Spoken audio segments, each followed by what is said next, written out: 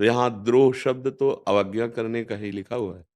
ते न बचन मानत गुरु द्रोही, निस्दिन करत आपनो भायो। क्या गुरुद्रोह है?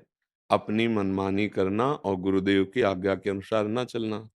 अगर ऐसा है तो वो गुरुद्रोही तो प्रकट हो रहा है। अब अगर हम अपने को असमर्थ मान करके और गुरु आज्ञा पर चलने की चेष्टा करें तो चल जाएंगे, क्योंकि आज्ञा के साथ सामर्थ्य भी तो होती है। पर जब हमारा मन अवज्ञा करने लगता है तो फिर वो सामर्थ्य का अनुभव नहीं होता। नहीं, हम सब गुरु कृपा से ही तो बढ़ रहे हैं। परमार्थ में चलना तो गुरु कृपा से ही होता है ना, और वो कृपा है। बस हम थोड़ा मनमानी करना बंद कर दें। मनमानी करने से ही तो गुरुद्रोह प्रकट हो जाता है। तेन बचन मानत गुरुद्रोही, बचन मानत ना, तो शब्द आगे आ गया गुरुद्रोही। अब निषिदिन करत आपनो भायो, तो फिर इत व्यवहार न उत परमार्थ, बीच ही बीच जन्म गवायो। जो धर्मिन सो प्रीति करत नहीं, कहा भयो धर्मी जो कहायो। करो श्री हरिवंश उपासक संग, जो प्रीति तरंग सुरंग बहो। संग भी हो रहा है तो गुरुद्रोह कैसे हो रहा है, ये मन में देखना है आपको। गुरुदेव की सम्यक आज्ञा का पालन, यदि जो नहीं हो पा रहा उसका निवेदन, भरसक प्रयास कर रहा हूं आपकी कृपा बल से, पर इसमें हमसे त्रुटि हो रही, पर जीवन भर प्रयास करता रहूंगा, तो वो गुरुद्रोह लागू नहीं होगा। समझ रहे?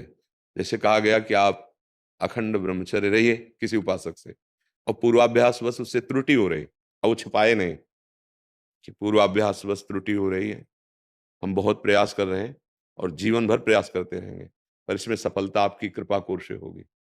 द्रोह नहीं पैदा होगा, गुरुद्रोह नहीं पैदा होगा। प्रयासरत है और एक दिन निकल जाएगा, क्योंकि माया की फिसलन ऐसी है कि हमें फिसला सकती है।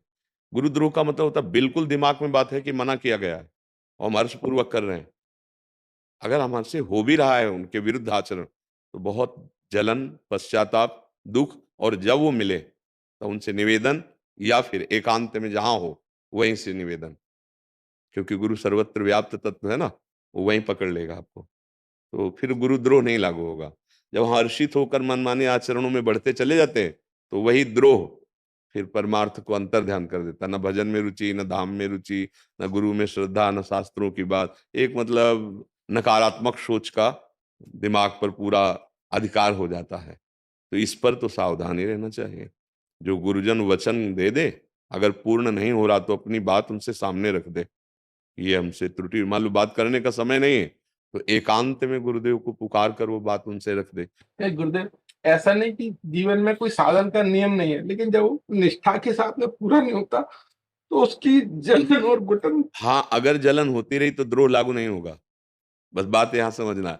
हमारा शब्द एक एक एक समझोगे तो उसमें हर्ष पूर्वक मनमानी आचरण करना, और दिमाग में है कि ये नहीं करना चाहिए, या दिमाग में है कि इतना करना चाहिए, बस, तो हम उसको अंदर से, जैसे आप दुखी हुए, तो वो द्रोह नहीं है, हमारी असमर्थता है।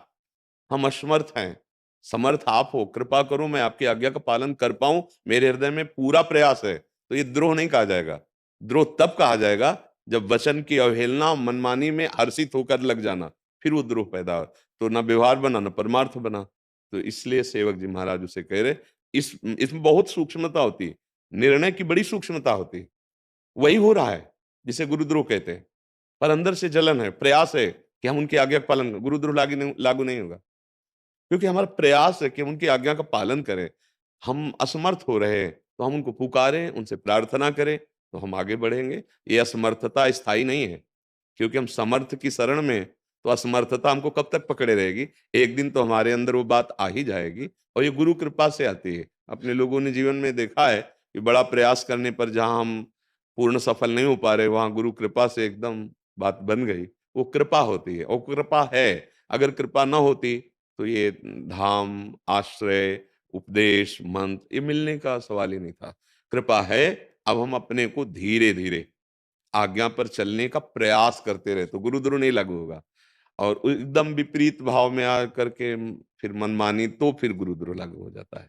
तो आप निश्चिंत रहिए, हमें तो नहीं लग रहा कि गुरुद्रोह लग सकता है आप जैसे उपासकों में, नहीं लगता है ऐसा। हाँ, बस मनमानी से बचिए और प्रयासरत रहिए।